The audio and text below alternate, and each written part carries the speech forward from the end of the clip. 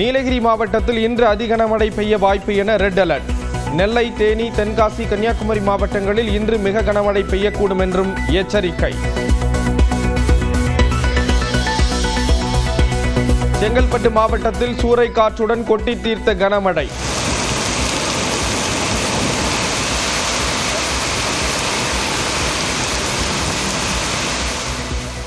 தர்மபுரி, திருவாரூர், நாகப்பட்டினம் மாவட்டங்களிலும் மழை பெய்ததால் மக்கள் மகிழ்ச்சி.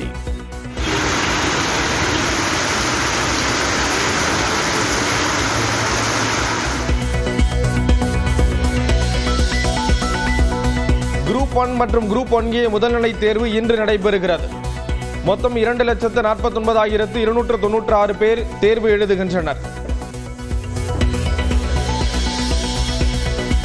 தமிழ்நாட்டில் இளநிலை நீட் தேர்வு எழுதிய 56% பேர் தேர்ச்சி.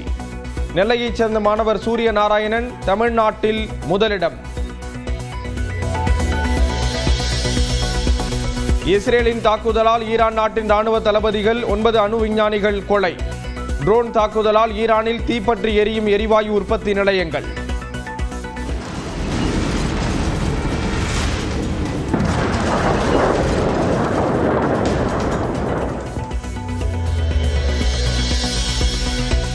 இஸ்ரேலின் பல நகரங்கள் மீது ஏவுகணை தாக்குதலை தொடரும் ஈரான்.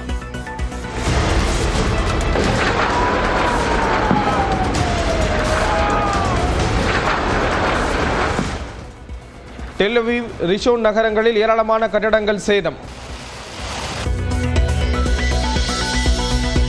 இஸ்ரேலுக்கு ஆதரவாக செயல்பட்டால் அமெரிக்கா, பிரிட்டன், பிரான்சின் கப்பல்களை தாக்குவோம். முகாம்கள் மீது தாக்குதல் நடத்தப்படும் என ஈரான் எச்சரிக்கை.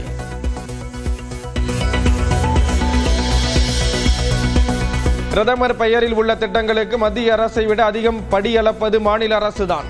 உள்துறை அமைச்சர் அமித்ஷாவுக்கு முதலமைச்சர் மு.க. ஸ்டாலின் பதிலடி. RTE சட்டத்தின் கீழ் இன்னும் மாணவர் சேர்க்கையை பூர்த்தி செய்யவில்லை என எதிர்க்கட்சி தலைவர் எடப்பாடி பழனிசாமி கண்டனம். மாநில அரசை நிதி விடுவித்து மாணவர் சேர்க்கையை விரைவுபடுத்த வலியுறுத்தல். துணை முதலமைச்சர் பதவி பொருட்டே இல்லை என விசிக தலைவர் திருமாவளவன் திட்டவட்டம். பாஜகவின் திட்டங்களை செயல்படுத்த ஹீரோ என்ற வேடத்தில் சிலர் அரசியலுக்கு வந்திருப்பதாக விமர்சனம்.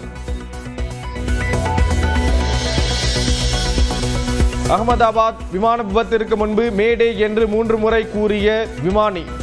உந்து சக்தி இல்லை, விமானம் கீழே விழப்போகிறது என கூறியதாக தகவல். அகமதாபாத் விமான விபத்து தொடர்பாக உயர்மட்ட குழு விசாரணை. 3 மாதங்களில் அறிக்கை தாக்கல் செய்ய உத்தரவிடப்பட்டுள்ளதாக அமைச்சர் ராம்மோகன் விளக்கம். மீன்பிடி தடைக்காலம் முடிந்து கடலுக்கு திரும்பிய மீனவர்கள். வங்கக்கடலில் சூறைக்காற்று வீசுவதன் எதிரொலியாக கடலூர் துறைமுக மீனவர்கள் கடலுக்கு செல்ல தடை தொடர்கிறது. சபரிமலை ஐயப்பன் கோயில் நடை திறப்பு. இன்று காலை 5 மணி முதல் தரிசனத்திற்கு பக்தர்கள் அனுமதி. டெல்டா மாவட்ட பாசனத்திற்காக கல்லணையில் இருந்து இன்று தண்ணீர் திறந்துவிடும் முதலமைச்சர். 5,28,000 ஏக்கர் விளைநிலங்கள் பாசன வசதி பெறும். ஈரோடு மாவட்டம் அக்கரை கொடிவேரியில் வாகன தணிக்கையில் சிக்கிய கள்ள நோட்டுகள். ஒருவர் சிக்கிய நிலையில் தலைமறைவான மற்றொரு நபருக்கு காவல்துறை வலைவீச்சு. செங்கல்பட்டு, திருவாரூர், நாகப்பட்டினம் உள்ளிட்ட பல மாவட்டங்களில் நேற்று மழை பெய்ததால் குளிர்ச்சியான சூழல் நிலவியது. இன்று நீலகிரி மாவட்டத்தில் அதிக கனமழை பெய்ய வாய்ப்புள்ளதாக வானிலை மையம் எச்சரிக்கை விடுத்திருக்கிறது.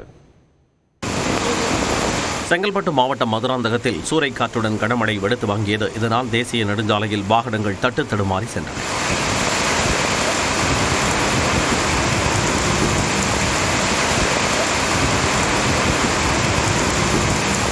திருவாரூர் மாவட்டத்தில் பகலில் வெயில் வாட்டிய நிலையில் இரவில் பலத்த காற்றுடன் மழை கொட்டி தீர்த்தது. திருவாரூர், மன்னார்குடி, வடவாதிமங்கலம், கூத்தாநல்லூர், சேந்தமங்கலம், குடவாசல் உள்ளிட்ட இடங்களில் கனமழை பெய்ததால் வெப்பம் தணிந்தது.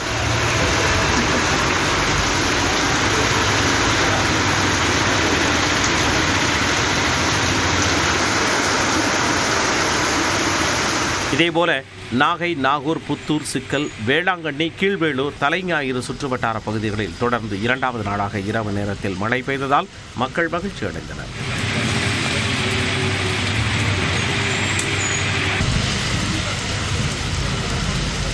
கன்னியாகுமரி மாவட்டத்தில் மிதமான மழை நீடிக்கும் நிலையில் கோதையாறு மின் நிலையம் அருகே மலைப்பகுதியில் மண் சரிவு ஏற்பட்டது.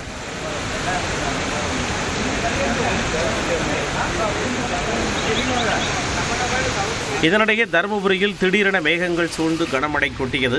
இதனால் தருமபுரி நகர்ப்பகுதியில் உள்ள நெசவாளர் காலனி, இலக்கியம்பட்டி, செந்தில் நகர் உள்ளிட்ட இடங்களில் கழிவு நீருடன் சேர்ந்து மழை நீரும் சாலையில் தேங்கியதால் வாகன ஓட்டிகள் அவதியடைந்தனர்.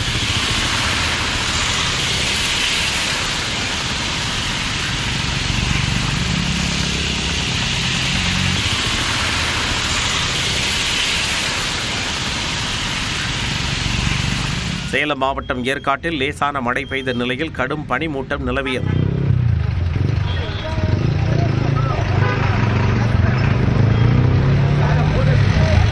இதேபோல கோவை மாவட்டம் வால்பாறை மலைச்சாலைகளையும் பனிமூட்டம் சூழ்ந்ததால் ஆங்காங்கே வாகனங்களை நிறுத்தி சுற்றுலா பயணிகள் படம் எடுத்து மகிழ்ந்தனர்.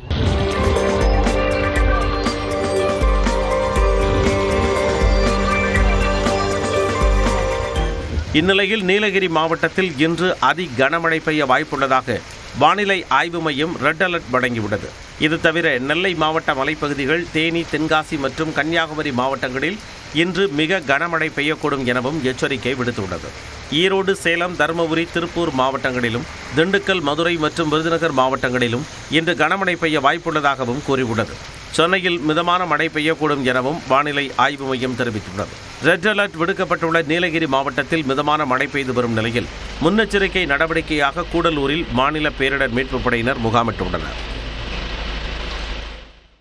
மத்திய மற்றும் கிழக்கு இஸ்ரேலை குறிவைத்து தாக்குதல் நடத்தும் ஈரான் இஸ்ரேலுக்கு உதவினால் பிரிட்டன், அமெரிக்கா மற்றும் பிரான்ஸ் நாடுகளும் எதிர்வினையை எதிர்கொள்ள நேரிடும் என எச்சரித்திருக்கிறது.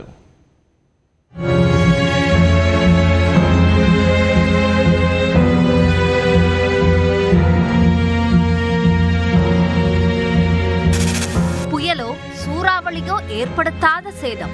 ஈரான் ராணுவத்தால் உருவான கோரத்தின் உச்சம்தான் இவை. ராணுவ வலிமையை பலப்படுத்தும் நோக்கத்தில் அணு ஆயுத தயாரிப்பில் ஈடுபட்டுள்ள ஈரானிடமிருந்து தற்காத்துக் கொள்வதாக கூறி ஆபரேஷன் ரைசிங் லயன் என்ற பெயரில் இஸ்ரேல் தாக்குதல் நடத்தியது. சற்றும் எதிர்பாராத நிலையில் இஸ்ரேல் ஏவிய நூற்றுக்கணக்கான ஏவுகணைகளை ஈரான் தலைநகர் தெஹ்ரானை உருக்குலைத்தன.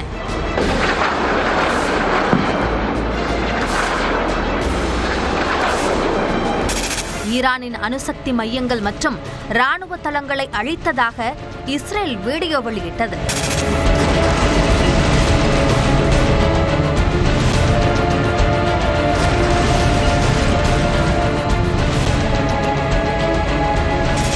தாக்குதலுக்கு பதிலடி கொடுத்த ஈரான் இஸ்ரேல் தலைநகர் டெல் அவிவ் மீது நூற்றுக்கணக்கான ஏவுகணைகளை ஏவியது.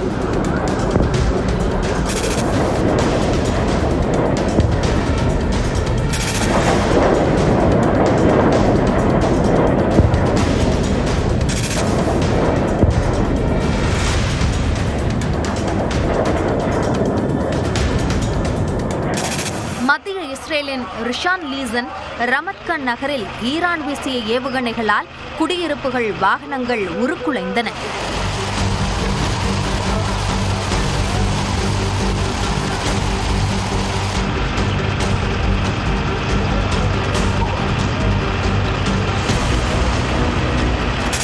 டெல் அவிவில் ஈரான் நடத்திய ஏவுகணை தாக்குதலில் அடுக்குமாடி குடியிருப்பு தரைமட்டமாகியது.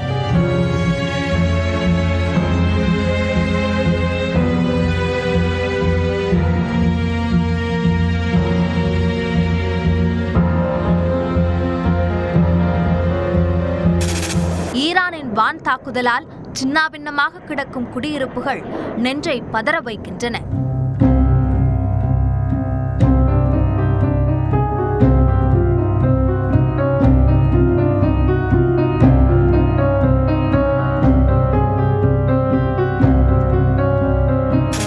இடிபாடுகளுக்குள் சிக்கிக் கிடக்கும் உடல்களையும் மக்களையும் மீட்க முடியாமல் வீரர்கள் திணறுகின்றனர்.